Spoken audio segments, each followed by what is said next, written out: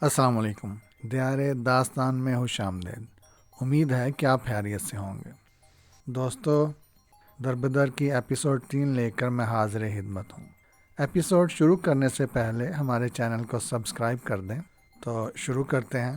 دربدر ایپیسوڈ 3۔ سیاہ فام لڑکا مجھے دیکھ کر مسکرایا اور اس کے سیاہ بدے ہونٹوں کے درمیان سے سفید موتیوں جیسے دانت چمک اٹھے تھے۔ اس نے باری باری گابے اور شراٹ کو جھک کر تعظیم دی اور عجیب سی اچھل کود شروع کر دی۔ میں بھی اپنی جگہ سے 3 قدم آگے بڑھا اور دایاں ہاتھ مسافے کے لیے آگے بڑھایا۔ نگومو میرے ہاتھ کو دیکھ کر ٹھٹک سا گیا تھا۔ ہاتھ ملاؤ دوست، میں نے اسے دوستانہ مسکراہٹ دی اور نگومو نے اپنا انداز توڑ کر میرا ہاتھ جوں ہی تھاما، میں نے پوری قوت سے اس کا پنجہ دبا دیا۔ وہ درد کی شدت سے قدرے سکڑ سا گیا۔ پھر میں نے اسے اپنی طرف جھٹکا دے کر ایک دم چھوڑ دیا۔ وہ لڑکھڑانے لگا۔ فاؤل، فاؤل، قطار میں کھڑی لڑکیاں بیک آواز میں بولی، لیکن میں کوئی کھلاڑی نہ تھا کہ ریفری کی سیٹی پر رک جاتا۔ مجھے تو اپنی توہین کا ادار چکانا تھا۔ میری مردانگی کو گالی دی گئی تھی۔ مجھے بری محفل میں ایک لڑکی نے ذلیل کر دیا تھا۔ میں نے لڑکھڑاتے ہوئے حبشی کی گردن پر دونوں ہاتھوں کو جوڑ کر مارا۔ حبشی ضرب کھا کر کسی ایسے کتے کی طرح چیخا تھا کہ جس کی دم پر پاؤں آ گیا ہو۔ وہ ضرب کی دمک سے نیچے جھکا اور نیچے سے میرا گھٹنا اوپر اٹھا اور اس کی ٹھوڑی پر لگا تھا۔ وہ لہرایا اور الٹی کلا بازی کھاتا مجھ سے کئی قدم دور جا گرا تھا۔ میرا خیال تھا کہ کھیل ختم ہو چکا ہے، اس لیے میں نے فتح مندی انداز میں لڑکیوں کی طرف دیکھا جو ہاتھ اٹھا اٹھا کر احتجاج کر رہی تھی۔ شاباش، لڑکیوں نے نعرہ بلند کیا۔ میں نے ادھر دیکھا، نگومو جھولتا ہوا میری طرف بڑھتا چلا آ رہا تھا۔ اس کے دونوں ہاتھ پھیلے ہوئے تھے۔ بڑھو، آگے بڑھو، توڑ دو۔ نگومو کے سفید دانت خون سے سرخ ہو گئے تھے اور اس کی باچھوں سے خون کی لکیریں رواں تھیں۔ 2 قدم کا فاصلہ رکھ کر وہ رک گیا تھا۔ میں کبڈی اور کشتی کے چند داؤ جانتا تھا، لیکن نگومو دور کھڑا تھا۔ اگر وہ مجھے چھونے کی کوشش کرتا تو میں کبڈی کا کوئی داؤ آزما سکتا تھا۔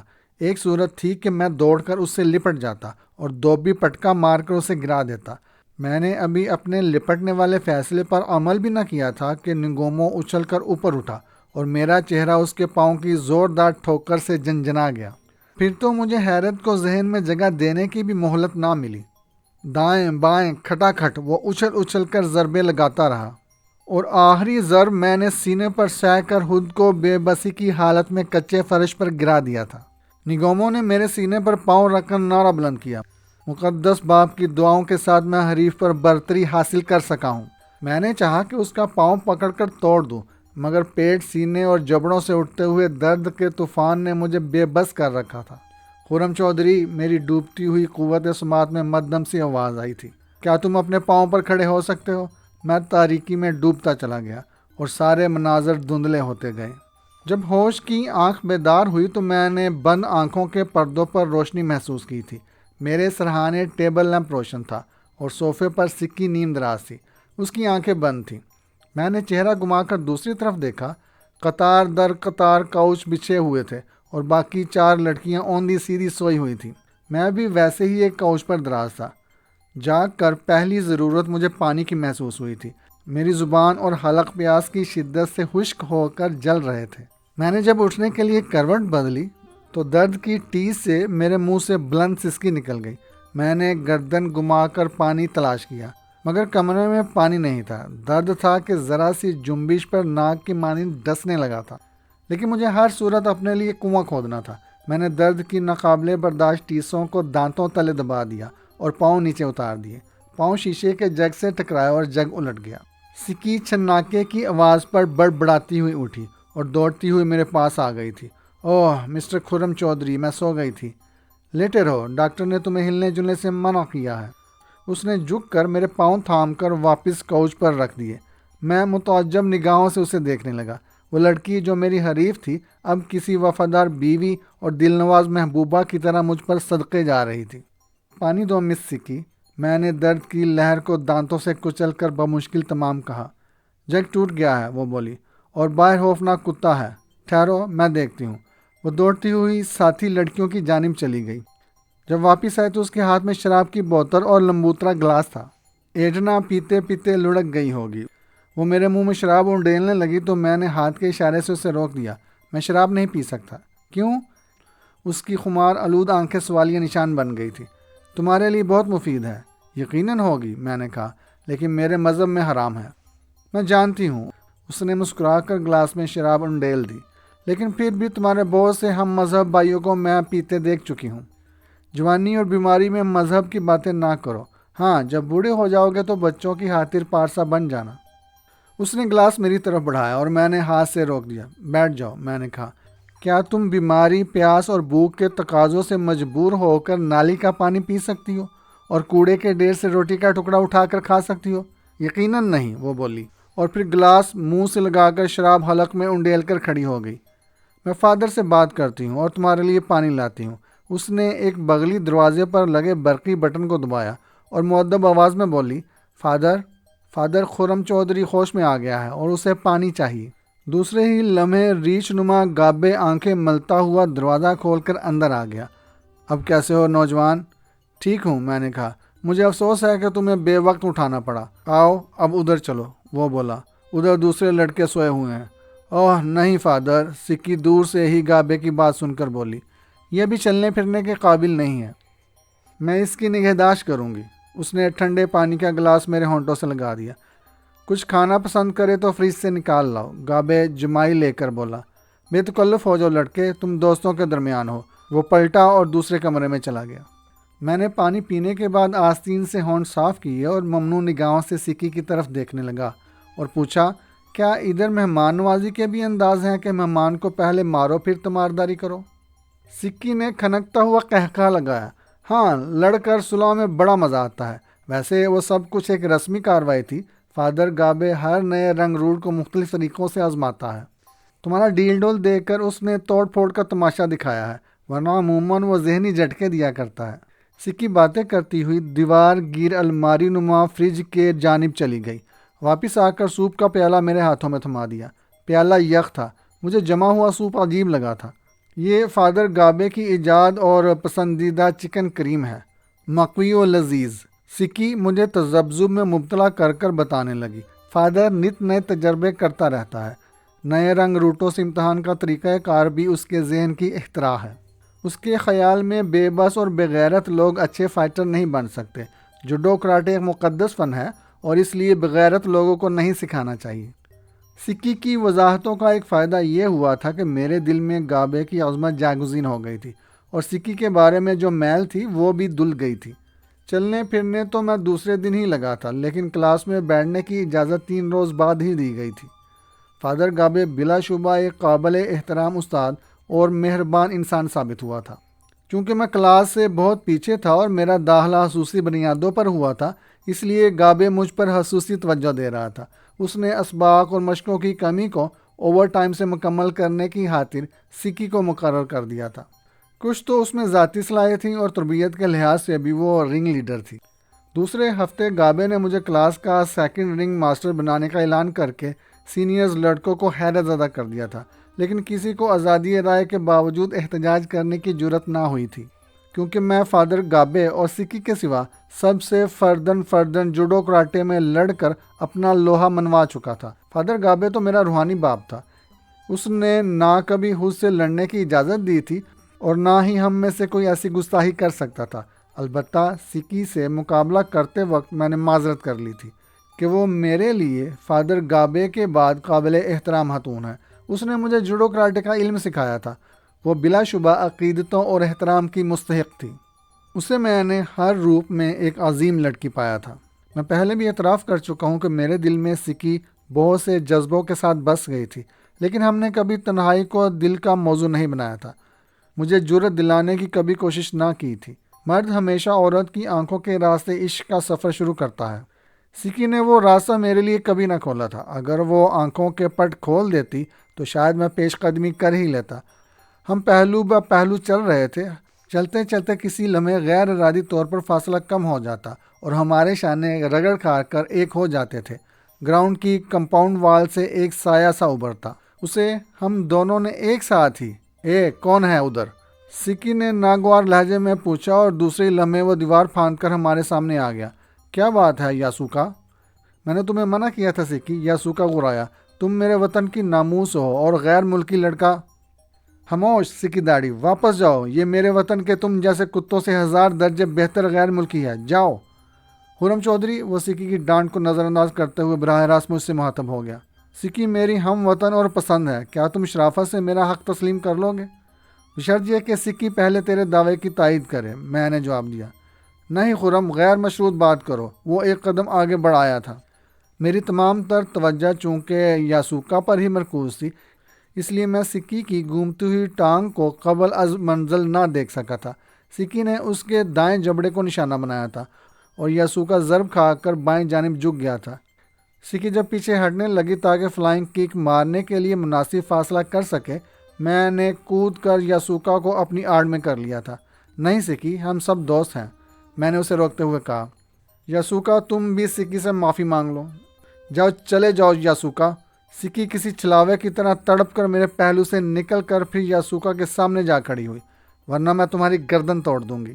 خرم چودھری، یاسوکا نے پھنکارا، میرا سوال اب بھی برقرار ہے اور مجھے تمہارے جواب کا انتظار ہے۔ یاسوکا، میں نے اس کے شانے کو تھپ تھپا کر نرم اور دوستانہ لہجے میں کہا، میرے دوست اپنا لہجہ درست کرو، میں کہہ چکا ہوں کہ ہم سب دوست ہیں۔ یاسوکا نے نہ صرف میرا ہاتھ بری طرح جھٹک دیا بلکہ میرے دائیں پہلو میں سائیڈ کک بھی مار دی۔ میں اگر بر وقت اچھل کر پرے نہ ہو گیا ہوتا تو ضرب کسی پسلی کو نقصان پہنچا دیتی۔ سکی، میں چیخا، ہٹ جاؤ۔ میں نے اچھل کر پوز بنایا اور یاسوکا کی فلائنگ کک نے مجھے پشت کے بل گرا دیا تھا۔ یاسوکا بھی دور جا گرا تھا اور پھر ہم دونوں بیک وقت ہی اٹھ کھڑے ہوئے تھے۔ میں نے لات گھمائی جسے یاسوکا نے جھکائی دے کر حالی جانے دیا تھا، اور جب میری ٹانگ دائرہ مکمل کر کے واپس زمین پر آئی تو میری پنڈلی پر یاسوکا نے کھٹ سے پاؤں مارا اور میں کراہ کر جھول سا گیا تھا۔ وہ ایک تکنیکی چال تھی۔ یاسوکا نے مجھے جھولتے دیکھ کر پھر فلائنگ کک ہی آزمانا چاہتا تھا۔ میں چونکہ پہلے ہی جھکا ہوا تھا اور پوری طرح تیار تھا، اس لیے میں ایک دم نیچے ہو گیا، اور جب یاسوکا نے زمین چھوڑ دی تو میں نے ایک دم آگے بڑھ کر اس کے زیریں حصے پر ٹکر ماری۔ وہ کلا بازی کھاتا ہوا منہ کے بل گرا تھا۔ گرنے کی پوزیشن ایک کمزور اور بے بس پوزیشن ہوا کرتی ہے، کیونکہ گرنے والا حریف کو نہیں دیکھ سکتا۔ اسے اٹھنے کے لیے ہاتھوں اور گھٹنوں سے کام لینا پڑتا ہے، پھر پاؤں سمیٹ کر اچھلنا پڑتا ہے۔ یہ ایک طویل وقفہ ہو جاتا ہے جس سے ہمیشہ حریف کو ہی فائدہ حاصل ہوتا ہے۔ ابھی وہ ابتدائی کوشش کے پہلے مرحلے میں ہی تھا کہ میں نے اچھل کر اس کی گردن اور کمر کے درمیان حصے پر دونوں پاؤں مارے اور آگے بڑھ کر پلٹ کر یاسوکا کی جھکی ہوئی پیشانی کو ٹھوکر لگائی۔ یاسوکا نے دونوں ہاتھ پھیلا کر زمین پر مارے اور بے حس و حرکت ہو گیا۔ اندر جا کر سکی نے فادر گابے کو رپورٹ دیتے ہوئے ساری بات بتا دی تھی۔ وہ لڑکے یاسوکا کو تھام کر جب گابے کی عدالت میں لائے تو اس کا چہرہ سرخ کیچڑ سے لتھڑا ہوا تھا۔ فادر گابے نے نہ کوئی مقدمہ سنا، نہ کوئی گواہی لی، بس کھڑے کھڑے اپنا فیصلہ سنا دیا تھا۔ خرم چودھری 10 منٹ اور یاسوکا 15 منٹ دونوں کو الٹا لٹکا دیا جائے۔ ہمارے لیے یہ سزا کوئی نئی نہ تھی۔ گابے کی سزائیں ہمیشہ اذیت ناک ہونے کے باوجود دلچسپ ہوا کرتی تھیں۔ فیصلے پر اسی وقت عمل ہونا قرار پایا اور جلاد کے فرائض سکی کو سونپے گئے تھے۔ تمام لڑکے لڑکیاں جلوس کی شکل میں ہمارے ساتھ چلتے راہداری میں گئے اور 2 رسیوں سے وزنی فٹ بال اتار کر ایک رسے سے میری ٹانگیں باندھ دی گئی اور دوسرے کو یاسوکا کے لیے استعمال کیا گیا تھا۔ ہم دونوں چھت سے الٹے لٹکا دیے گئے تھے۔ سکی، تم خرم چودھری پر مشق نمبر 3 کرو گی، اور ایڈنا تم یاسوکا کو سمجھاؤ کہ عشق کا مزاج کیسا ہوتا ہے۔ یہ ایک دلچسپ اور عجیب کھیل تھا، لیکن اس رات مجھے معلوم ہوا تھا کہ کچھ کھیل صرف دیکھنے کی حد تک ہی دلچسپ ہوتے ہیں، جبکہ کوئی خود اس کا کھلاڑی بن جاتا ہے تو ساری دلچسپی اذیت ناکیوں میں تبدیل ہو جاتی ہے۔ سکی نے قریب آ کر میری آنکھوں میں جھانکا۔ وہ مجھے الٹی دکھائی دے رہی تھی۔ پھر اس نے ہاتھ بڑھا کر مجھے جھولا دیا۔ دوسری طرف ایڈنا بھی فرض کی ادائیگی میں مصروف ہو گئی تھی۔ میں نے جھولتے ہوئے چہرہ گھما کر ادھر دیکھا تھا۔ ایڈنا اچھل کر یاسوکا کو ضربے لگا رہی تھی۔ جب میں جھولتا ہوا سکی کے قریب سے گزرنے لگا تو میں نے پھرتی سے سکی کے بازو کو پکڑ کر جھٹکا دیا۔ سکی میرے ساتھ ہی گرتی چلی گئی تھی۔ فادر، ایک لڑکا چیخا، سکی مجرم سے مل گئی ہے۔ عین اسی لمحے سکی کا مکہ میرے جبڑے پر لگا اور میں نے ایک ہاتھ سے چہرہ چھپا لیا اور دوسرا ہاتھ سکی کی ٹانگ پر مارا۔ سکی آزاد تھی اور میں جکڑا ہوا تھا۔ وہ ہر وار بچانے پر قادر تھی، جبکہ میں اس کی چوٹ کبھی ہاتھوں، باہوں اور کبھی چہرے پر سہنے پر مجبور تھا۔ سکی ضرب لگا کر پھرتی سے ادھر ادھر ہٹ کر میرے ہاتھوں سے دور چلی جاتی تھی۔ کچھ الٹا لٹکنے کی وجہ سے خون کا دباؤ چہرے اور آنکھوں پر شدت اختیار کرتا جا رہا تھا۔ سکی پوری دیانتداری سے ضربے لگا رہی تھی۔ جب فادر گابے نے سٹاپ کیا تو میری ناک سے خون بہہ بہہ کر فرش کو رنگین کرنے لگا تھا۔ سکی نے ایک ضرب ناک پر لگا کر مجھے خاص باختہ کر دیا تھا۔ سزا بھگت کر میں تو اپنے ہی پاؤں پر چل کر کمرے تک گیا تھا، لیکن یاسوکا کی حالت ابتر تھی۔ اسے اٹھا کر طبی امداد کے لیے کمرے میں لے جایا گیا تھا۔ دوسرے دن بھی جب یاسوکا نہ اٹھا تو گابے نے ایمبولینس منگوا کر اسے کسی ہسپتال بھیج دیا۔ اس حادثے کے بعد لڑکے مجھ سے کھینچے سے رہنے لگے، البتہ لڑکیوں کے چہرے میرا قرب پاتے ہی گلابی ہو جاتے تھے۔ ہر لڑکی مجھ سے انفرادی توجہ طلب کرنے لگی تھی، لیکن میں اداس ہو گیا تھا۔ فادر گابے نے سکی اور میرے درمیان حکم کی دیوار قائل کر دی تھی۔ ہم دونوں تنہائی میں نہیں مل سکتے تھے۔ تربیت کا عرصہ پورا ہونے لگا تو گابے نے گرین اور بلیک بیلٹ دینے کا اعلان کر کے سب میں ایک نئی ہلچل پیدا کر دی۔ مجھے بتایا گیا کہ اس سے قبل اس انسٹیٹیوٹ میں بیلٹ کبھی نہیں دیے گئے۔ اس مقابلے اور تقریب کے خصوصی انتظامات کیے جا رہے تھے کہ تقریب سے ایک روز قبل اچانک ہی چنگچی اپنے 4 باڈی گارڈز کے ساتھ انسٹیٹیوٹ میں آ گیا۔ اس وقت ہم گراؤنڈ میں بکھرے مشق کر رہے تھے۔ میرے مقابلے میں ایڈنا اور نگومو تھے۔ دونوں کے وار میں بچا رہا تھا۔ بلیک بیلٹ کے ہم 2 امیدوار تھے۔ میرا حریف ایک چینی لڑکا یاؤ چن تھا۔ وہ خاموش طبع نوجوان سب میں ہر دل عزیز تھا۔ میں بھی اس کی عزت کرتا تھا کیونکہ وہ میری عزت میں ہمیشہ پیش رہا تھا۔ فادر گابے ہم دونوں کو تیار کر رہے تھے اور دن رات مشقیں کرائی جا رہی تھی۔ بوڑھے چوکیدار نے گراؤنڈ میں آ کر سیٹی بجا کر کھیل کو روکا اور بولا، خرم چودھری کو اندر بلایا گیا ہے۔ میں نے ایڈنا اور نگوما سے ہاتھ ملایا اور شکریہ ادا کر کے چوکیدار کے ساتھ چل پڑا۔ 4 باڈی گارڈز دروازے پر مستعد کھڑے تھے۔ میں ان کے درمیان سے گزرتا ہوا اندر داخل ہوا۔ بوڑھا چنگچی مجھے دیکھتے ہی اٹھا اور باہیں پھیلا کر میری طرف بڑھا۔ میں بھی دوڑ کر اس کی باہوں کا برم بن گیا۔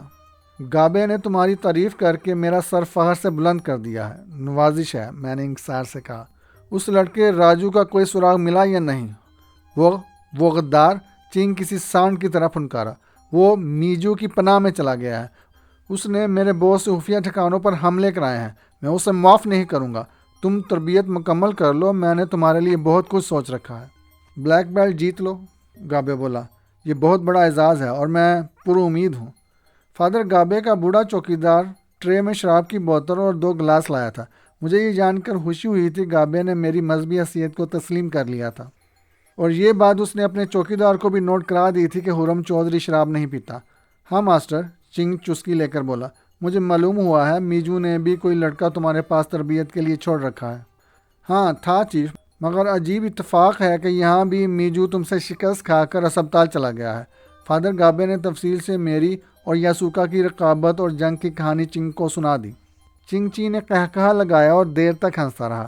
واہ خرم، بہت خوب، تم نے ادھر بھی محاذ جیت لیا ہے۔ کیا تم بھی اس لڑکی کو چاہتے ہو؟ میں نے شرما کر چہرہ دوسری طرف کر لیا۔ اگر وہ میرے بیٹے کو دل دے بیٹھی ہے تو اسے بتا دو کہ چنگچی اسے قبول کرتا ہے، چنگچی نے ہنستے ہوئے کہا۔ بہرحال اسے میری دعائیں پہنچا دینا۔ چنگچی نے آہٹ طویل گھونٹ لے کر گلاس ٹرے میں رکھا اور اٹھ کھڑا ہوا۔ اس کی گہری آنکھیں خوشی سے چمک رہی تھی۔ وہ میری طرف یوں دیکھ رہا تھا جیسے کوئی ماں اپنے ظفر یا بیٹے کی طرف دیکھتی ہے۔ اس وقت چنگ کے چہرے پر صفاقی اور درندگی کا دور دور تک نشان نہ تھا۔ اس نے جیب سے پرس نکال کر فادر گابے کی طرف اچھال دیا۔ فادر گابے نے ایک ہاتھ سے پرس پکڑا اور چنگ کی طرف استفہامیہ نگاہوں سے دیکھنے لگا۔ میری طرف سے ان بچوں کی الوداعی پارٹی کر دینا۔ شکریہ چیف، گابے نے تشکر آمیز لہجے میں کہا۔ کیا چیف پارٹی میں شرکت فرمائیں گے؟ افسوس نہیں، چنگ نے نفی میں سر ہلایا۔ میجو کے اجڑے ہوئے اڈے پھر سے آباد کر رہا ہوں۔ وہ چوہا سارے اڈے چھوڑ گیا ہے۔ میں اس کی یاری سے واقف ہوں چیف، گابے بولا۔ وہ ایک اچھا جنرل ہے۔ محاذ سے پیچھے ہٹ کر پھر بھرپور حملہ کرنا اس کی فطرت میں شامل ہے۔ ہاں، چنگ بولا، مگر اس بار میں تعاقب اور دباؤ جاری رکھوں گا۔ وہ دھماکہ غیر متوقع ہی تھا جس نے ہم تینوں کو چونکا دیا۔ ہم نے پلٹ کر کھڑکی کی طرف دیکھا اور اپنی اپنی جگہ منجمد سے ہو گئے۔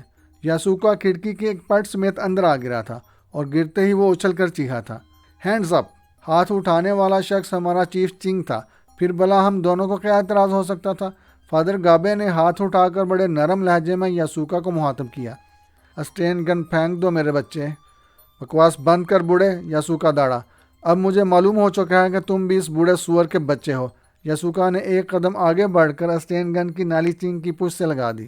تم دونوں دیوار کے ساتھ لگ کر کھڑے ہو جاؤ، وہ بولا۔ میرا دوست تمہارا خیال رکھے گا۔ میں نے چہرہ گھما کر دیکھا، کھڑکی سے ایک جاپانی لڑکا اندر آ رہا تھا۔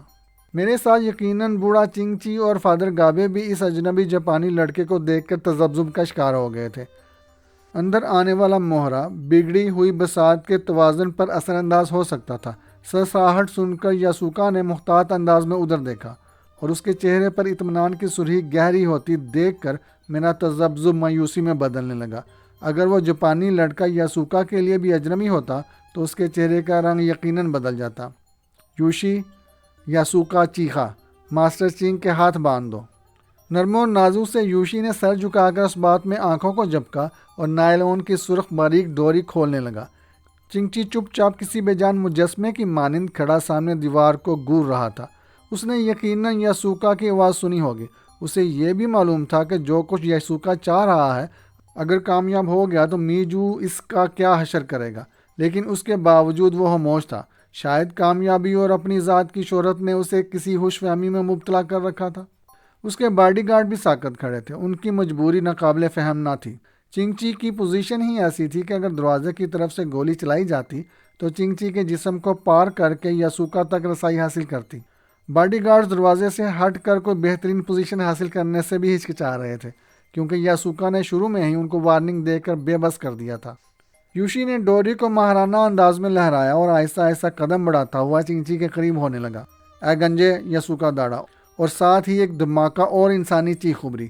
چنگ چی کا ایک محافظ سینے پر گولی کھا کر الٹ گیا تھا۔ غالباً وہ ہاتھ ہلانے کی حماقت کر بیٹھا تھا۔ یوشی نے نزدیک جا کر بڑی بے رحمی سے چنگ کے اٹھے ہوئے ہاتھ جھٹک کر نیچے کیے اور بل دیتا ہوا پیچھے لے گیا۔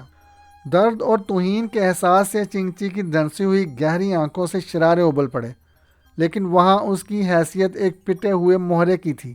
مشقیں کس کر یوشی ایک بار پھر یاسوکا کے سامنے جھکا اور ایک طرف ہٹ کر کھڑا ہو گیا۔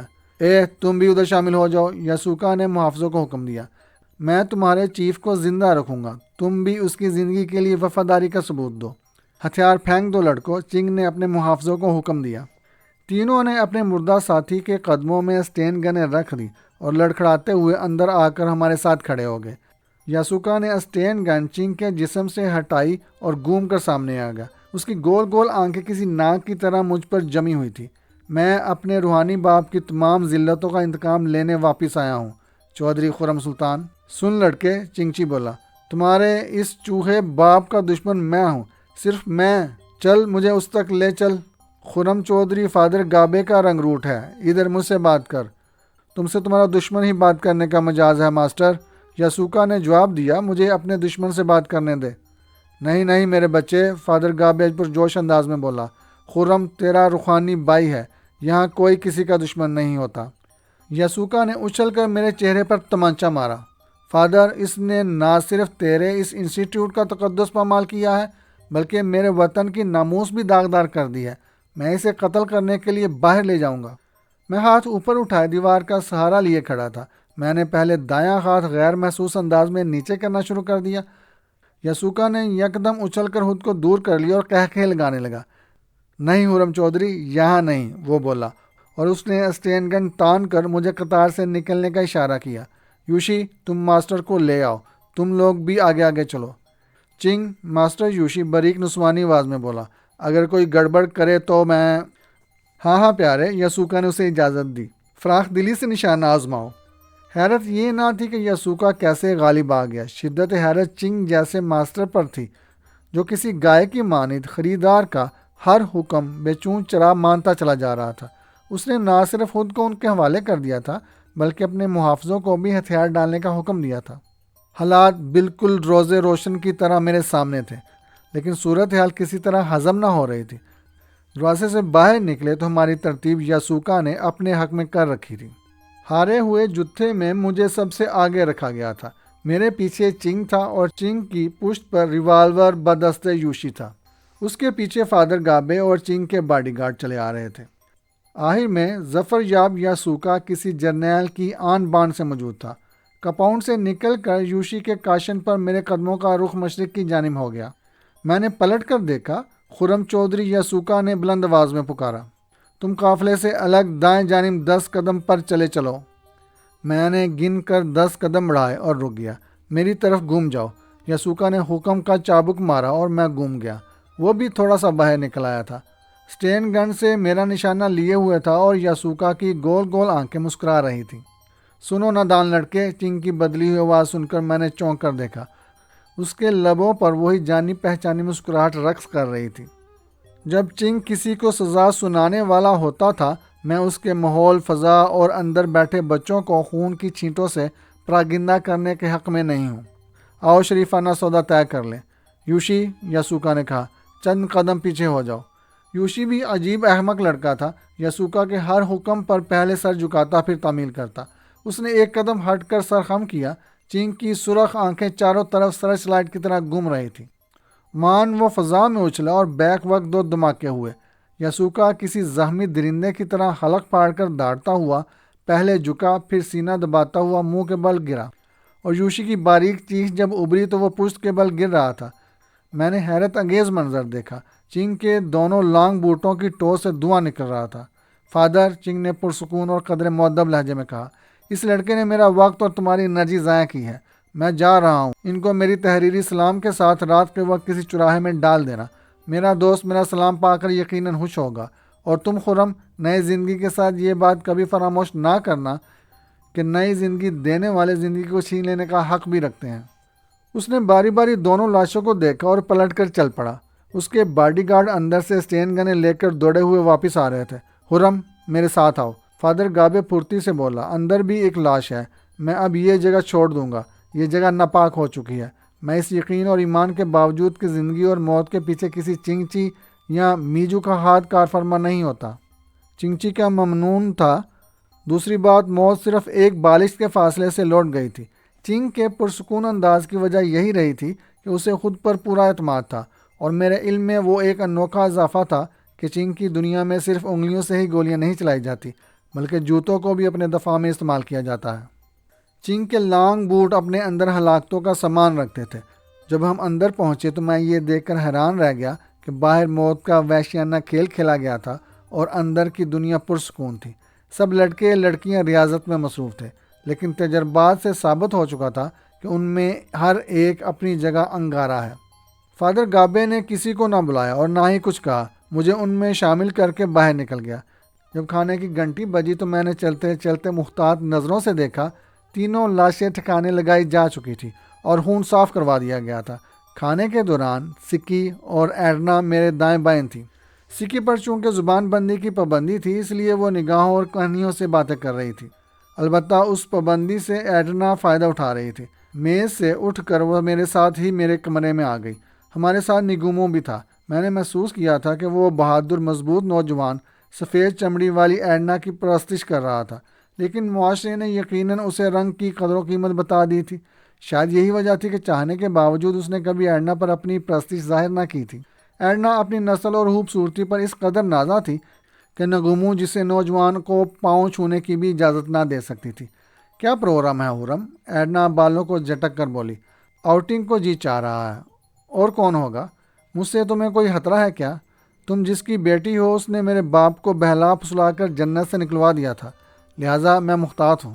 ایڈنا اپنی خوبصورت آنکھوں سے مجھے گورتی رہی اور پھر گہری سانس لے کر ہونٹ چباتی ہوئی باہر نکل گئی۔ تم لوگ، نگومو نے تھرماس سے قہوہ میرے مگ میں انڈیلتے ہوئے کہا، عورت کی دل شکنی کیسے برداشت کر لیتے ہو؟ کیا ادھر سب مرد عورت کو یوں ہی رسوا کرتے رہتے ہیں؟ ہاں، میں نے چسکی لیتے ہوئے جواب دیا، جس کو تم لوگ رسوائی کا نام دیتے ہو اسے ہم عزت افزائی کا مقام دیتے ہیں۔ عورت اس وقت رسوا ہوتی ہے جب وہ محض اپنے لیے 4 دیواری سے باہر قدم نکالتی ہے۔ ایک بات تو بتاؤ خرم، نگومو کھسک کر نزدیک ہو گیا تھا، میں عیسائی ہوں اور تم مسلمان، ہم دونوں مذہبی حوالے سے خدا اور اس کی لامحدود قوتوں پر ایمان رکھنے والے ہیں۔ مجھے بتاؤ، کیا ایڈنا مجھے بخش دینے پر قادر ہے؟ بے شک، بے شک، میں نے پرجوش آواز میں کہا۔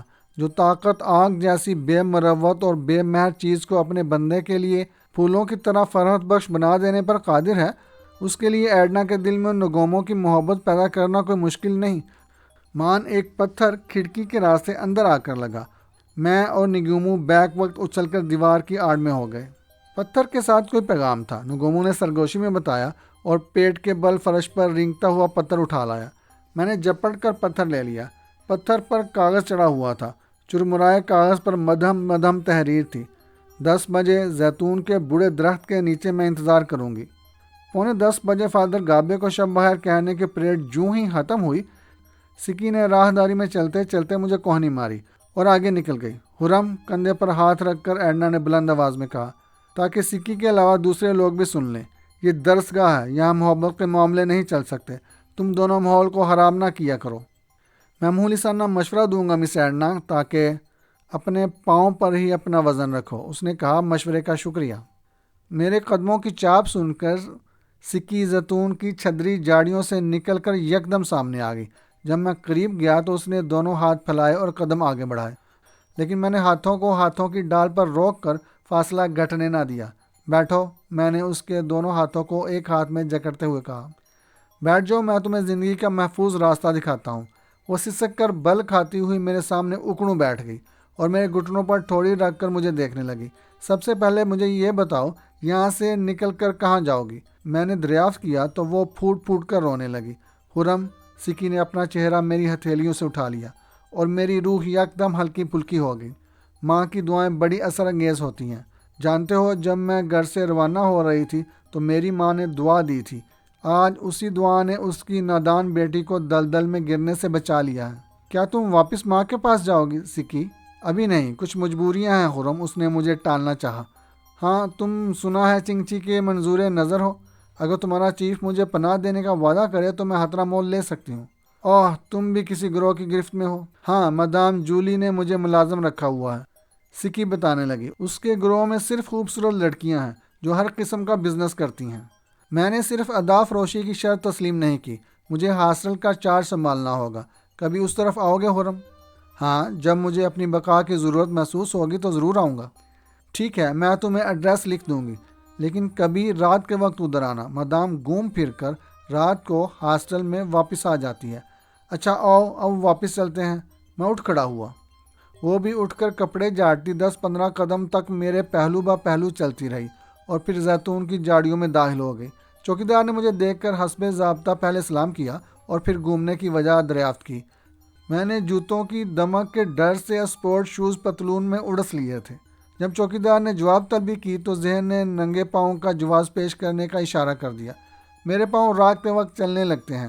میں نے پاؤں کی طرف اشارہ کر دیا۔ لان کی گھاس پر چہل قدمی کر رہا تھا۔ عین اسی لمحے اتفاقاً میری نگاہ سکی کے جھکے ہوئے سائے پر پڑی، جو کمپاؤنڈ وال کے ساتھ ساتھ اپنی بیرک کی جانب رینگ رہی تھی۔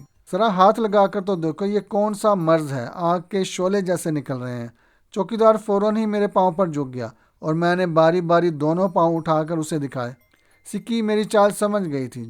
جوں ہی چوکیدار جھکا تھا، وہ کود کر کمپاؤنڈ وال پھاند گئی تھی۔ نہیں، کوئی مرض نہیں۔ وہ ہاتھ جاڑتا ہوا اٹھ کھڑا ہوا۔ ربڑ کے بوٹ کم پہنا کرو، ورنہ میری طرح نظر بھی گنوا بیٹھو گے۔ شکریہ ماسٹر، میں نے کہا، میں آپ کے مشورے پر ضرور عمل کروں گا۔ محض نگوموں کی نیند کا خیال سے میں نے بے آواز دروازہ کھولا۔ اندر خلاف معمول اندھیرا تھا۔ میں ٹھٹک کر دروازے میں ہی جم گیا، کیونکہ انسٹیٹیوٹ کے ایک ضابطے کی خلاف ورزی ہوئی تھی۔ ایسے پہلے کبھی نہیں ہوا تھا۔ فادر گابے یا تو مذہبی جنون میں مبتلا تھا یا پرلے درجے کا وہمی انسان تھا۔ ضابطے کی تشریح میں بتایا گیا تھا کہ اندھیرے میں بدروحیں اندر آ کر انسانوں کے کردار کو متاثر کرنے لگتی ہیں۔ نگوموں کے مانوس خراٹے اندھیرے میں نشر ہو رہے تھے۔ میں نے آگے بڑھ کر سوئچ آن کیا۔ کمرہ یکدم دودھیا روشنی میں نہا گیا۔ سوئچ بورڈ سے ہاتھ اٹھا کر جوں ہی میں پلٹا، حیرت کا پھنکارتا ہوا چابک لگا۔ میں بری طرح اچھل پڑا۔ ایڈنا میرے بستر پر بیٹھی سنجیدہ نگاہوں سے مجھے گور رہی تھی۔ میرے ہونٹوں کی جنبش اور نتنوں کی پھڑپھڑاہٹ دیکھ کر ایڈنا نے اپنی مخروطی انگلی افقی انداز میں گلابی ہونٹوں پر رکھ دی اور مجھے خاموشی سے قریب آنے کا اشارہ کیا اور سرگوشی کی، نگومو بے ہوش ہے۔ اس نے سرگوشی میں انکشاف کیا، میں نے جب پاؤچین کو تمہارے کمرے سے نکلتے دیکھا تو قدرتی بات تھی کہ مجھے حیرت ہوئی، کیونکہ کل سب سے بڑے اعزاز کے لیے تم ہی پاؤچین کے مد مقابل ہو۔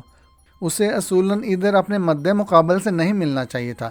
جب میں آئی تو تم غائب تھے۔ ادھر سکی بھی غیر حاضر تھی۔ 2+2 جواب بہت آسان تھا۔ نگومو اوندھا پڑا ہوا تھا۔ میں نے خود دیکھا، نگومو کو باہر سے غالباً زہریلی سوئی کا نشانہ بنایا گیا ہوگا۔ لیکن کیوں؟ میں نے پوچھا۔ تمہیں کل کے مقابلے سے دور رکھنے کے لیے، لیکن ٹھہرو، ایڈنا نے ہاتھ اٹھا کر مجھے خاموش کر دیا۔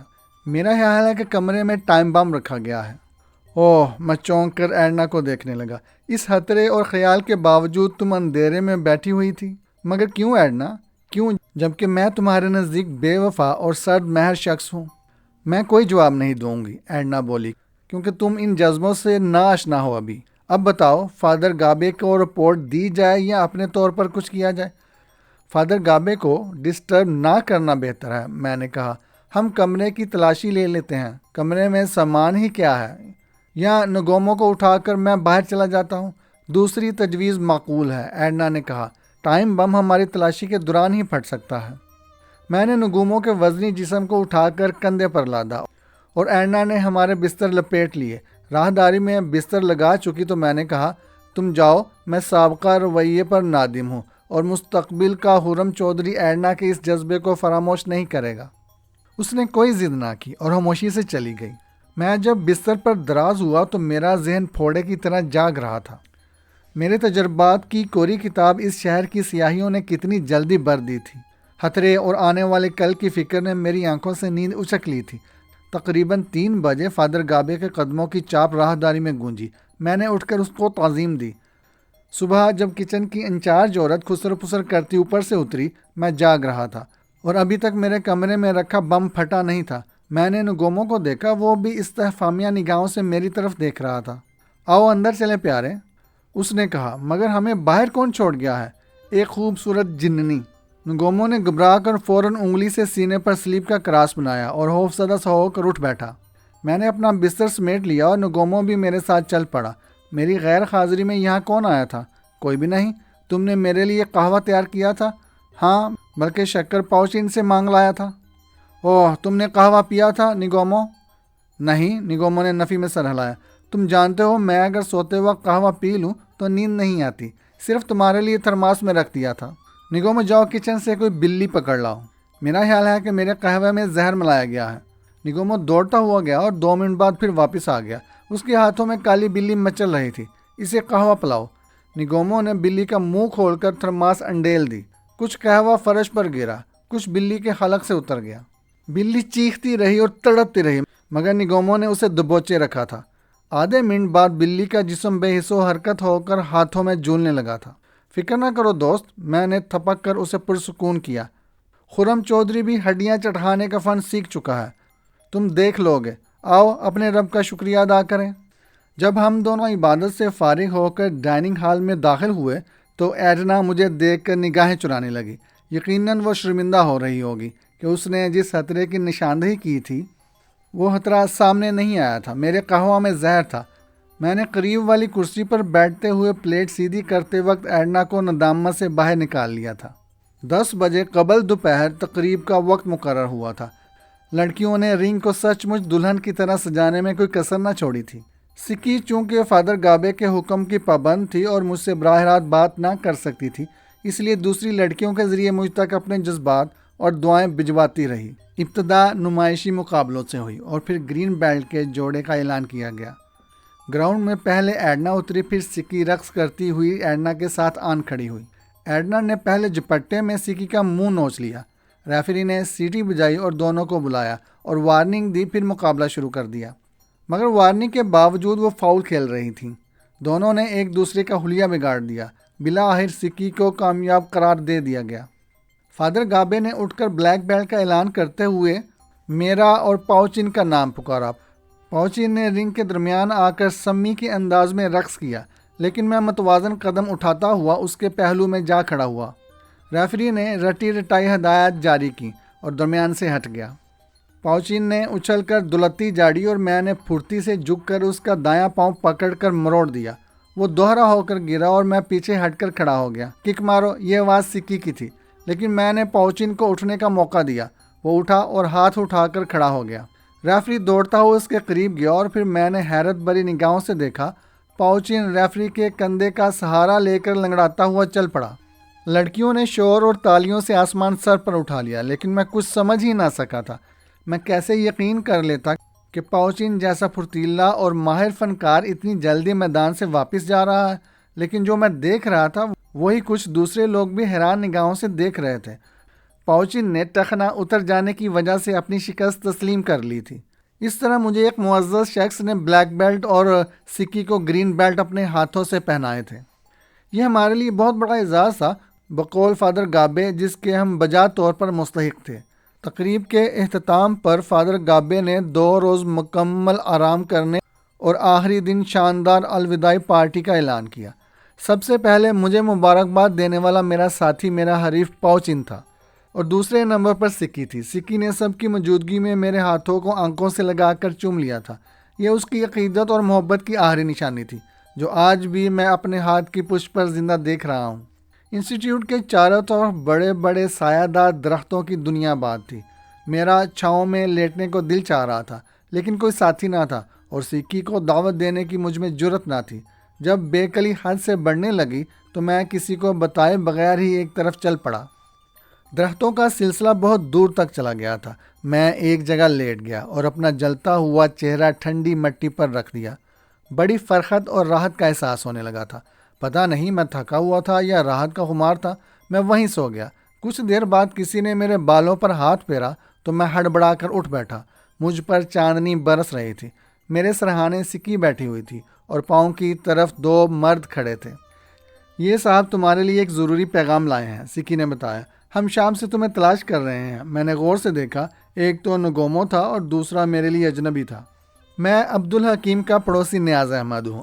اجنبی نے تعارف میں جوں ہی عبدالحکیم کا نام لیا، میں تڑپ کر اٹھ کھڑا ہوا اور اس نے ایک لمبا لفافہ میری طرف بڑھا دیا۔ میں نے بوکھلائے ہوئے انداز میں لفافہ چاک کر کے طے شدہ کاغذ باہر نکال لیا، لیکن تحریر اتنی باریک تھی کہ پہلے دنوں کے چاند کی روشنی میں پڑھی نہ جا سکی۔ چلو، سب لوگ تمہاری وجہ سے پریشان ہیں، سکی نے کہا۔ اگر فادر گابے واپس آ گئے تو ناراض ہوں گے۔ حیرت تو ہے نا بھائی ادھر؟ میں نے نیاز احمد سے پوچھا۔ مجھے فیکٹری میں عبدالحکیم کے چھوٹے لڑکے نے یہ لفافہ آپ تک پہنچانے کے لیے دیا تھا۔ اس کے ساتھ ایک بزرگ خاتون بھی تھی، لیکن میں ایک خیال سے چونک پڑا۔ اسے میری جائے رہائش کس نے بتائی ہوگی؟ لیکن تمہیں یہاں کس نے بھیجا ہے؟ میں سیدھا امر سنگھ کے پاس گیا تھا، نیاز احمد نے بتایا۔ اسی نے اوپر پتہ لکھ دیا تھا۔ سکی اور نگومو کمرے میں چھوڑ کر واپس چلے گئے تھے۔ میں نے نیاز احمد کو روشنی میں دیکھا تو مانوس صورت لگی۔ ہاتھ کھول کر دیکھا، تحریر زنانہ ہی تھی اور ہاتھ آبدہ کا تھا۔ میں نے ایک طویل سانس لی، پھر میں نے مسکرا کر ہاتھ پڑھنا شروع کر دیا۔ کئی دنوں سے سوچ میں تھی لیکن ہمت نہیں پڑتی تھی۔ اب بھی پہروں کی سوچ کے بعد مجبوراً قلم کو متحرک کیا ہے۔ کیا لکھوں؟ یہی تو میرے ساتھ مجبوری ہے۔ جو لکھنا چاہتی ہوں قلم ساتھ نہیں دیتا۔ خرم، میں دل کی آواز کو ضبط کی باری سلوں کے نیچے دبائے بیٹھی تھی۔ تمہیں کبھی نہ بلاتی، مگر اب عزت کو خطرہ لاحق ہوا تو امی ابا نے مجبور کر دیا۔ تمہاری وجہ سے کوئی مجرم گروہ ہمیں پریشان کر رہا ہے۔ کل شام امر سنگھ کی زبانی دھمکی دی گئی ہے کہ اگر خرم چودھری کا پتہ نہ بتایا گیا تو تمہاری بیٹی کو اغوا کر لیا جائے گا۔ امر سنگھ جانتا ہے تم کہاں ہو، لیکن وہ ایک کھرا انسان ہے۔ اسی نے رائے دی ہے کہ میں تمہیں یہاں بلاؤں تاکہ ہم مل کر کوئی حل سوچیں۔ آج رات 11 بجے میں تمہارا انتظار کروں گی۔ آؤ گے نا خرم؟ تمہیں ایک بوڑھے باپ کی عزت بلا رہی ہے۔ تمہاری خیر خواہ عابدہ۔ خط پڑھ کر میں نے چند لمحے آنکھیں بند کر کے سوچا اور پھر فیصلہ کر لیا۔ اسے کہنا خرم چودھری عابدہ کے لیے نہیں، بلکہ ایک باپ کی عزت اور ایک مسلمان لڑکی کی سلامتی کے لیے ضرور آئے گا۔ نیاز احمد نے اٹھ کر ہاتھ ملایا اور کوئی بات کیے بغیر باہر نکل گیا۔ تھوڑی دیر بعد نگومو میرے پاس آ کر بیٹھ گیا۔ خرم، کل پرسوں ہم یہاں سے جا کر پھر شہر بے وفا میں گم ہو جائیں گے۔ کیا ہم ایک دوسرے کو پھر مل سکیں گے؟ ہاں، شاید وقت کی کوئی لہر ہمیں ملا دے، میں نے کہا۔ یہ کارڈ دیکھ لو۔ نگومو نے گرین ملاقاتی کارڈ دیا اور میں ایسے اچھلا جیسے نگومو نے میری ہتھیلی پر زہریلا بچھو رکھ دیا ہو۔ کارڈ کر چپکلی منہ کھولے بیٹھی ہوئی تھی اور یہ میجو کے گروہ کا شناختی کارڈ تھا۔ کیا بات ہے؟ نگومو مجھے حیرت زدہ دیکھ کر بولا۔ اوہ کچھ نہیں، میں فوراً ہی سنبھل گیا۔ میں نیاز احمد سے ایک بات پوچھنا بھول گیا ہوں۔ میں نے کارڈ جیب میں ڈالنا چاہا تو نگومو نے ہاتھ بڑھا کر کارڈ واپس لے لیا۔ یہ میرا شناختی کارڈ ہے خرم، وہ نرم آواز میں بولا۔ اگر تم شہر آ کر مجھ سے ملنے کا وعدہ کرو تو تمہیں بہتر سروس اور معقول معاوضہ دلانا میری ذمہ داری ہوگی۔ تم جانتے ہو میں کون ہوں؟ میں نے غرا کر پوچھا۔ ہاں خرم، نگومو مسکرایا۔ کل سے۔ وہ جو کل آیا تھا اسے بھی جانتے ہو؟ ہاں، نگومو کے سفید دانت اب بھی چمک رہے تھے۔ وہ نہایت ہی پرسکون انداز میں بات کر رہا تھا۔ اس کے حوالے سے تو تمہیں پہچانا ہے۔ پھر تمہیں یہ بھی اطلاع مل چکی ہوگی کہ تمہارا چیف شکست تسلیم کر چکا ہے؟ ہاں، وہ ٹھہرے لہجے میں بولا، لیکن یہ کوئی حیران کن بات نہیں ہے۔ دھوپ چھاؤں کی طرح متحارب گروہ اپنی پوزیشن بدلتے ہی رہتے ہیں۔ یہ تو قدرتی نظام کے مطابق ہوتا ہے۔ پرانے درخت گرتے ہیں، نئے اگتے ہیں۔ نگومو، میں نے مضبوط آواز میں پوچھا، تم نے خود کو مجھ پر ظاہر کیوں کیا ہے؟ دوستی کو مضبوط کرنے کے لیے، نگومو نے خود پر کوئی تبدیلی لائے بغیر کہا۔ سنو خرم سلطان، اس نے میرے شانے پر ہاتھ رکھ دیا، میں دونوں سے نفرت کرتا ہوں، مگر پیٹ سے نفرت نہیں کی جا سکتی۔ نہ میجو میرا باپ ہے اور نہ چنگچی تمہارا چچا ہے۔ ہمارے لیے دونوں مفاد پرست ہیں۔ تو پھر میں تمہیں دعوت دیتا ہوں، میرے ساتھ چلو۔ میں نے نگومو کو گھیرنا چاہا۔ اگر میرا باس فتح مند ہوتا تو میں تمہاری دعوت کو کبھی نہ ٹھکراتا میرے دوست، نگومو نے گہری سانس لے کر کہا۔ لیکن اب مجھے افسوس ہے کہ اگر میں چنگچی کی ملازمت میں چلا گیا تو میرے تمام بچے کھچے ساتھی مجھے ابن الوقت اور بزدل سمجھیں گے۔ میں نے وفاداری کا عہد کیا تھا، میں میجو کے زخم پر نمک پاشی نہیں کر سکتا۔ ہم متحارب گروہوں میں رہ کر بھی تو دوست بن سکتے ہیں، میں نے اس کا سیاہ کھردرا ہاتھ سہلاتے ہوئے کہا، اور نگومو نے میرا ہاتھ مضبوطی سے پکڑ کر اس فیصلے کو تسلیم کر لیا۔ سکی اور ایڈنا کو اندر آتے دیکھ کر خاموش ہو گئے۔ میں دونوں لڑکیوں کی باتوں کے طوفان میں گرا، بس خود کو سنبھالنے میں ہی مصروف رہا۔ وہ دونوں سوالوں کی بچھاڑ کر رہی تھی، ایک دوسرے کو بچھاڑنے کی کوشش کر رہی تھی۔ ہم کل یہاں سے ایک ساتھ شہر چلیں گے، میں نے طویل بحث کو ختم کرتے ہوئے تجویز پیش کی۔ کسی اچھے سے ریسٹورنٹ میں لنچ کریں گے اور وہاں ہی مستقبل کا پروگرام بنا لیں گے، کوئی ایسا پروگرام جس میں ہم تینوں ساتھ ساتھ چل سکیں۔ کیوں ایڈی، تمہارے ڈیڈی جہاز میں سکی جیسی لڑکی کے لیے کوئی پوسٹ نہیں دے سکتے؟ یہ جواب بھی میں کل دے سکوں گا۔ چلو سکی، کل تک خرم سے ہم میں سے کوئی نہیں ملے گا۔ ایڈنا نے سکی کا ہاتھ تھاما اور دونوں لڑکیاں باہر نکل گئی۔ دروازے میں جا کر ایڈنا پلٹ کر بولی، خرم، آج 9 بجے ڈیڈی کی سالگرہ ہے، میں صبح آؤں گی، پھر مقدس باپ سے اجازت لے کر چلیں گے۔ میرے پاس اب صرف 3 گھنٹے تھے اور مجھے اسلحہ خانے سے ریوالور، چند فالتو راؤنڈ اور فادر گابے کی ذاتی لینڈ روور حاصل کرنا تھی۔ فادر گابے کی عدم موجودگی نے میرے لیے بہت سی آسانیاں فراہم کر دی تھیں، ورنہ 10 بجے سونے کی گھنٹی کے بعد چڑیا بھی پر مارتی تو فادر گابے کو خبر ہو جاتی تھی۔ مجھے بوڑھے چوکیدار کی ایک کمزوری معلوم تھی جسے میں نے استعمال کرنے کا فیصلہ کر لیا تھا۔ وہ افیون کا عادی تھا۔ میں نے ایک مقامی لڑکے کی الماری سے افیون کی ٹکیاں نکال لی تھی۔ جب میں ٹہلتا ہوا اسلحہ خانے کی طرف گیا تو چوکیدار حسب معمول بیٹھا اونگ رہا تھا۔ قدموں کی آواز سن کر اس نے ہاتھ کے اشارے سے سلام کیا اور پھر اونگنے لگا۔ ہیلو سپر ورلڈ مین۔ میں قریب چلا گیا۔ آج کافی پینے کو جی چاہتا ہے، بیٹھو میں بنا کر لاتا ہوں، یہ کہہ کر وہ اندر کیبن میں چلا گیا۔ تھوڑی دیر بعد وہ کافی کے 2 مگ بنا کر لے آیا اور میں نے افیون کی وہ ٹکیا بڑی ہوشیاری سے اس کے مگ میں منتقل کر دی۔ 15-20 منٹ بعد جب میں نے دوبارہ اسلحہ خانے کے سامنے گیا تو چوکیدار اسٹول پر نہیں تھا، وہ دیوار کے ساتھ نیم دراز تھا۔ میں نے قریب بیٹھ کر اس کے پاؤں کو تھپ تھپایا، مگر وہ زوردار خراٹے نشر کر رہا تھا۔ اس کی جیب سے چابیوں کا گچھا نکال کر میں پھر رہائشی حصے میں گیا۔ لڑکے تاش کھیل رہے تھے اور لڑکیاں کیرم بورڈ کھیلنے میں مصروف تھیں۔ اسلحہ خانہ میں توپ، بم کے علاوہ ہر قسم کا ہتھیار موجود تھا۔ میں نے .38 کا ریوالور نمبر 7 اٹھا لیا، کیونکہ تربیت کے دوران یہی ریوالور مجھے الاٹ ہوا تھا، میرا آزمایا ہوا تھا۔ 5 کلپ بھرے، باہر نکل کر تالا لگا دیا اور چابیاں چوکیدار کی جیب میں ڈال کر سیدھا گراج میں جا داخل ہوا۔ لینڈ روور کی چابی میرے لیے کوئی مسئلہ نہ تھا۔ میں کالج کے شعبے میں مہذب اور شوخیہ چوروں کے گروہ کا سرگنا رہ چکا تھا۔ ہم کل 4 لڑکے تھے اور شاپنگ سینٹرز اور سینما گھروں سے کاریں چراتے، 8 پون گھنٹہ ریس لگاتے اور کسی معروف سڑک پر چھوڑ کر ٹہلتے ہوئے ہاسٹل واپس چلے جایا کرتے تھے۔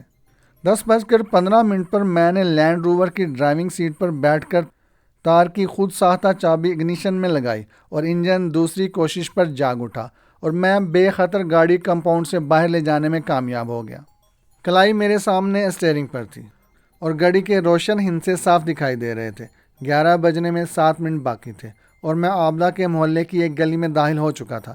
کسی ممکنہ سازش کو مد نظر رکھتے ہوئے میں پوری تیاری کے ساتھ شروع ہی سے ایسے راستوں کو استعمال کرتا رہا تھا جو عام ٹریفک کے لیے موزوں نہ تھے۔ اگر آبدہ کا نامہ بر امر سنگھ کا حوالہ نہ دیتا تو شاید میں اتنا چوکنا نہ ہوتا۔ امر سنگھ بلا شبہ میجو کا ایجنٹ تھا اور میجو میرے خون کا پیاسا ہو رہا تھا، اس لیے احتیاط بہت ضروری تھی۔ گاڑی نسبتاً تاریک جگہ روک کر میں باہر نکلا۔ گلیاں خاموش اور سنسان تھیں۔ 3 گلیوں کے بعد جب میں جانی پہچانی گلی کی نکڑ پر جا نکلا تو دیوار کے ساتھ لگ کر گرد و پیش کا جائزہ لیا۔ عبدالحکیم کا دروازہ سامنے تھا اور آخر تک گلی ویران تھی۔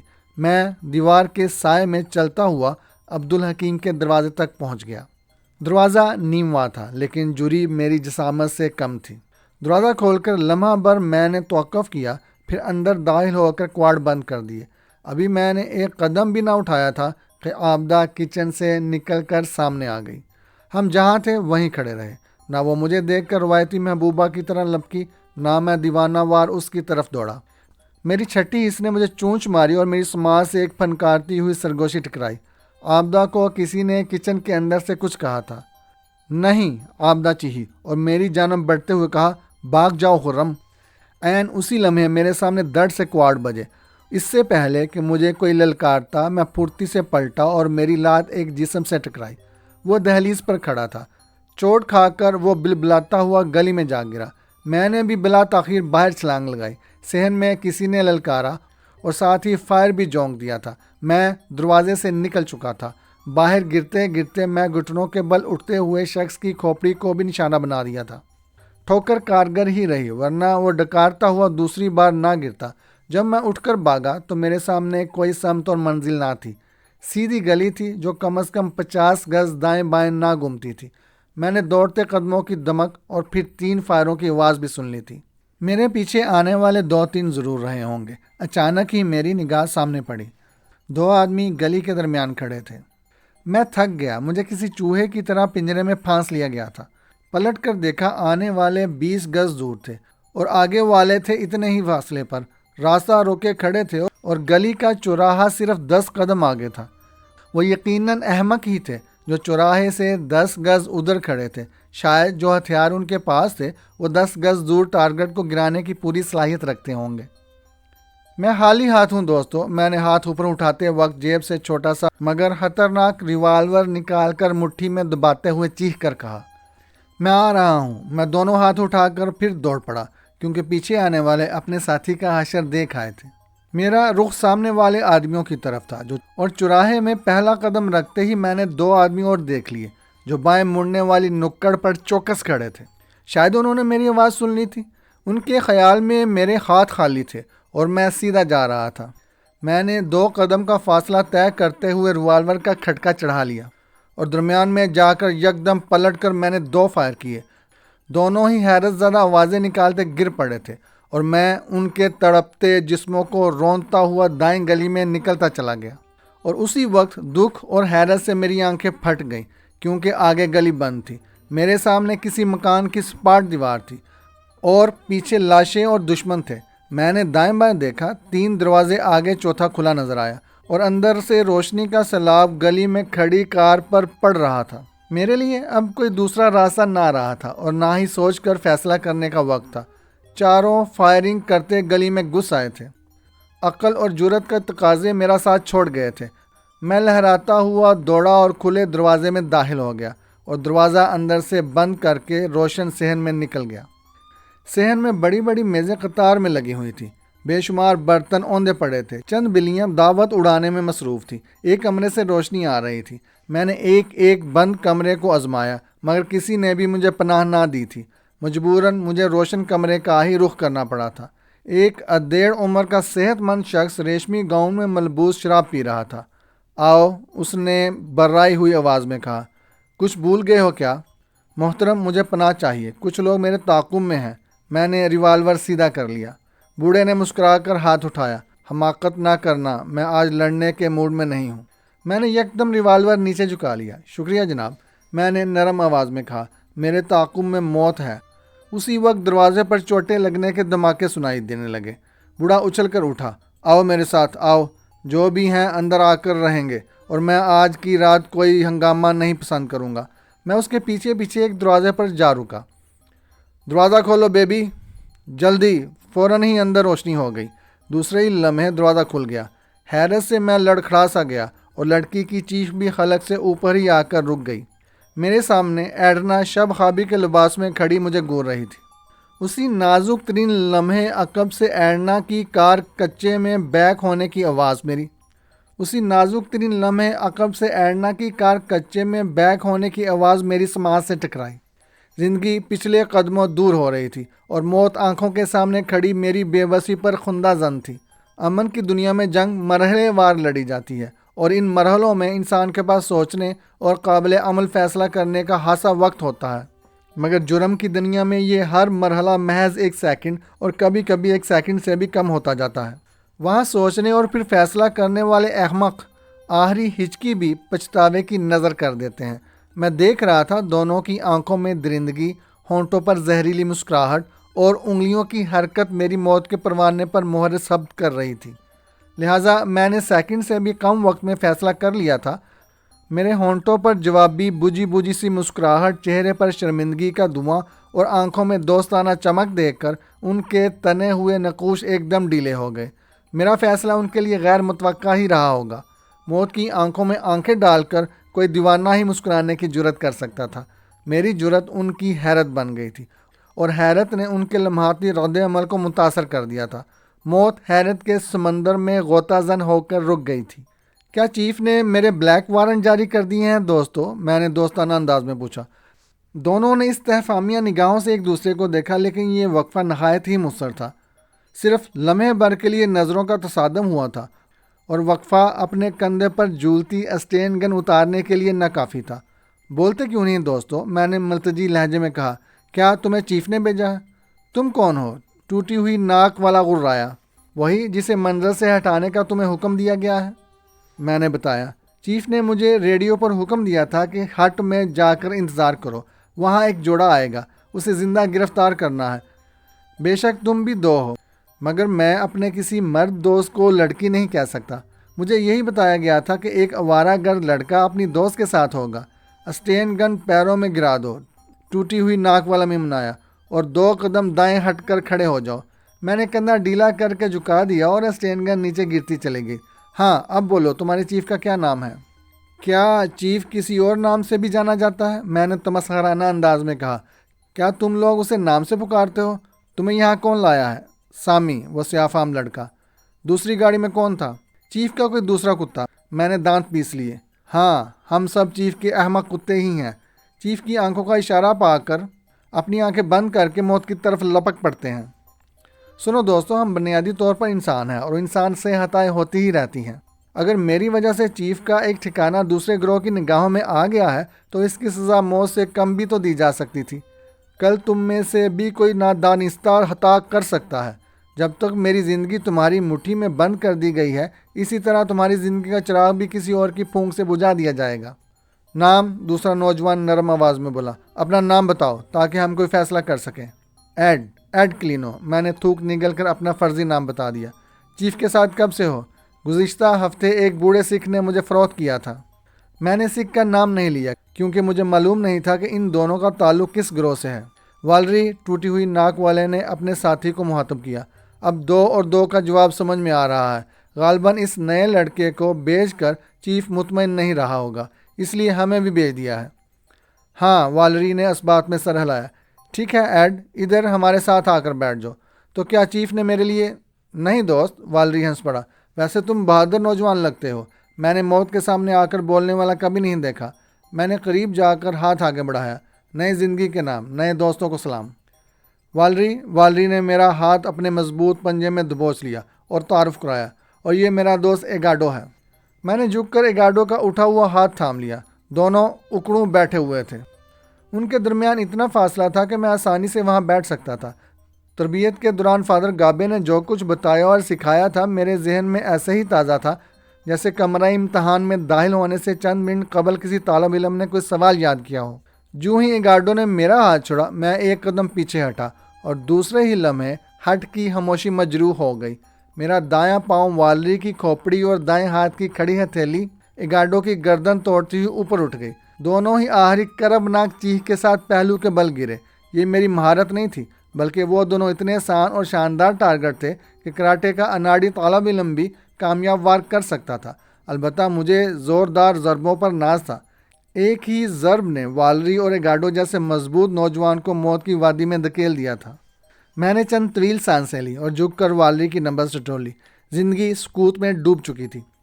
ایگارڈو بھی مر چکا تھا۔ میں نے گھٹنوں کے بل بیٹھ کر باری باری دونوں کی تلاشی لی۔ دونوں میجو ہی کے گرگے تھے۔ والری کا شناختی نمبر 391 تھا اور ایگارڈو ہاسا سینئر ممبر تھا۔ اسے 179 نمبر الاٹ ہوا تھا۔ ایک فالتو کلپ اور ریوالور موجود تھے۔ اس کے علاوہ کچھ کرنسی اور 2 ٹرانسمیٹر بھی ہاتھ لگے۔ سب کچھ میں نے اپنی جیبوں میں ٹھونس لیا اور رقبی کھڑکی کھول کر باہر نکل گیا۔ چاند گہرے بادلوں کی اوٹ میں تھا، پھر بھی اندھی چاندنی سے گرد و پیش کی ہر چیز واضح تھی۔ پیچھے دور تک ریتلا میدان تھا۔ واپس اندر آ کر میں سیدھا کچن میں گیا۔ وہاں ایسی کوئی شے نہ تھی جو میری مدد کرتی۔ میں نے گوشت کاٹنے والا ٹوکا اٹھایا اور دوڑتا ہوا کھڑکی سے کود گیا۔ ہٹ سے 1 فرلانگ دور میں نے نیا قبرستان قائم کرنے کے لیے جگہ منتخب کی اور 15-20 منٹ کی جان توڑ محنت سے 3 فٹ گہری 2 قبریں کھود لیں۔ میری کوشش یہ تھی کہ دونوں لاشیں ایک ساتھ لے جاؤں، مگر چند قدم چل کر ہانپ گیا۔ خاصے صحت مند نوجوان تھے۔ والری کی لاش اوندھی گیری اور میں ایگارڈو کو لے کر آگے چل پڑا۔ جب میں والری پر ریت ڈال رہا تھا تو یک مجھے احساس ہوا جیسے کسی آنکھ نے جاڑی کی اوٹ سے میرا جرم دیکھ لیا ہو۔ اگر کوئی خطرہ اور احتیاط پیش نظر نہ ہوتی تو بھی ایسے کمرے میں سکون کی نیند کی تمنا عجیب ہی ہوتی، جس میں 2 انسانوں کو قتل کیا گیا ہو۔ لہٰذا اندر آ کر سونے کے بارے میں کیسے سوچتا؟ پھر میرے اندر خطرے کی گھنٹیوں کا شور بھی برپا تھا۔ والری اور ایگارڈو کی واپسی کا انتظار وہ کب تک کر سکتا تھا، جبکہ ان کی واپسی کے ساتھ میجو نیندوں کا قاتل بھی منسلک تھا۔ میں نے دونوں گنوں سے کلپ نکال لی اور صوفے کے نیچے ہاتھ لے جا کر اس کا ایک کونا پھاڑ دیا۔ پھر گنے صوفے کے اندر ٹھونس کر اندر سے دروازے کی چٹخنی لگائی اور کھڑکی سے کود گیا۔ روشنی اور بند دروازہ کسی آنے والے کو کچھ دیر الجھائے رکھنے کے لیے کافی تھا۔ اب مجھے خود کو چھپانا اور حالات پر نگاہ رکھنی تھی۔